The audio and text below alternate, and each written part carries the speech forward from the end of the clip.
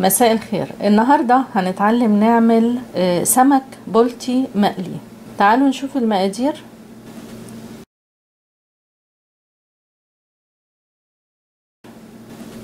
دول كيلو سمك بلطي انا منضفاه. بالنسبة للسمكة دي سمكة صغيرة، مقليش السمكة بحالها الا في حالة السمك الصغير، لكن السمك الكبير محتاج طريقة تانية. دي سمكة كبيرة برضو، بعد ما نضفتها وشلت الراس قسمتها بالعرض. ممكن اسيبها زي ما هي كده او اقسمها بالنص. بالنسبة للخلطة، بصلة كبيرة مبشورة، حوالي 5 فصوص توم كبار مطحونين، معلقتين كبار كرفس اتقطع ناعم، ده قرن فلفل اخضر مقطعاه صغير قوي، بيدي طعم حلو قوي للسمك. ليمونة كاملة كبيرة، ملح حسب الرغبة. التوابل عبارة عن نص معلقة صغيرة روزميري، نص معلقة صغيرة فلفل اسود، نص معلقة صغيرة زعتر، نص معلقة صغيرة كمون، ربع معلقة صغيرة جنزبيل اللي هو الجينجر المطحون. ممكن طبعا الطازة هيكون افضل.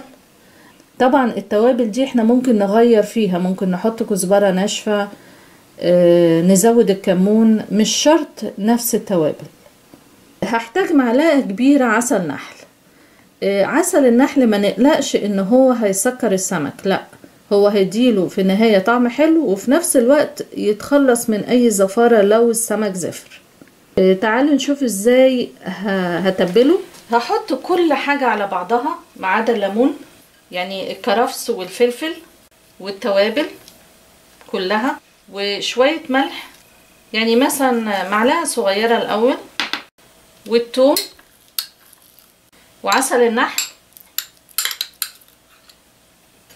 وأقلبهم كويس الأول. أحط عليها شوية ليمون،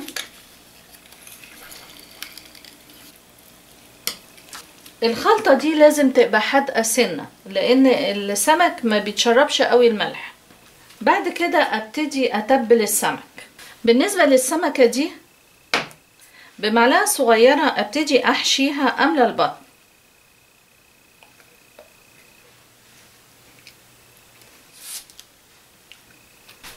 بالنسبة للسمكة الكبيرة عشان تتشرب من كل ناحية أشقها حاجة بسيطة كده،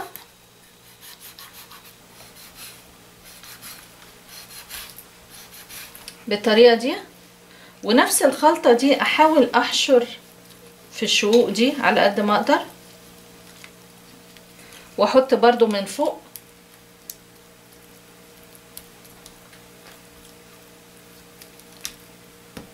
على قد ما أقدر أخليها تغطي اللحم. وبعد كده أعصر الليمون. بالنسبة للسمكة الصغيرة أعصر الليمون جواها كده. هحاول أحطها في حاجة غويطة، وعشان أسد الخلطة ما تطلعش ممكن أحط ليمونة بالمنظر ده. طبعا أوزع بقية الخلطة. هي كده اتبلت وجهزت. هسيبها ساعتين تتشرب الخلطة، او ممكن طبعا نجهزه قبليها بليلة، يعني ممكن يقعد في الخلطة دي قبليها بليلة. اغطيه الاول واسيبه لحد ما ابتدي اقليه.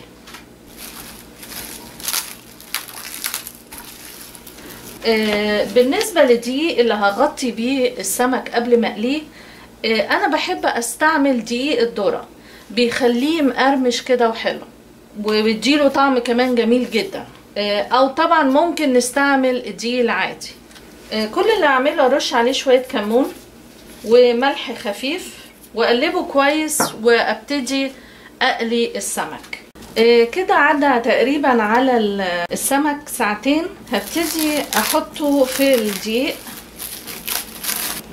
هشيل الخلطة اللي فوق دي عشان لو وانا بقليه بتقع في الزيت وتتحرق.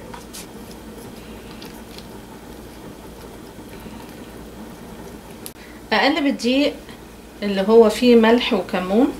بعد كده ابتدي احط السمك. في الوقت ده اكون ولعت على الزيت. احط دقيق على كل الكمية. بعد ما حطيت السمك في الدقيق هولع على المقلاية، وطبعا تكون كبيرة شوية وكمية الزيت كافية لانه لازم يغطس فيه شوية. اول ما الزيت يسخن احط السمك على طول.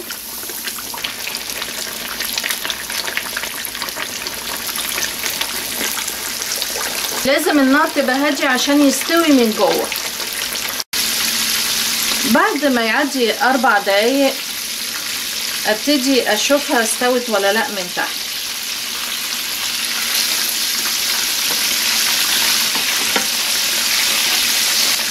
هي كده لسه ما استوتش، بس اول ما تستوي من الناحية التانية اقلبها تاني عشان تستوي من الناحية دي خلاص استوت. هشيلها